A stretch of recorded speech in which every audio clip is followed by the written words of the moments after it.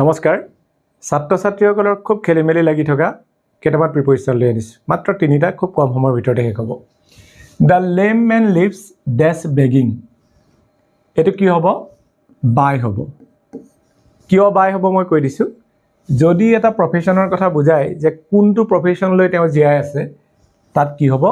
বাই preposition বহিব the lame man lives by begging বোলে he lives by teaching she lives by singing তেনেকুৱা ধৰণে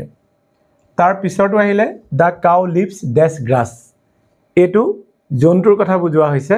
ইয়াত কি হ'ব lives on হ'ব the cow lives on grass তাৰ পিছত মই এটা বাক্য লিখিছো যে man can't live dash bread alone এটো কি হ'ব জানেনে man can't live dash bread alone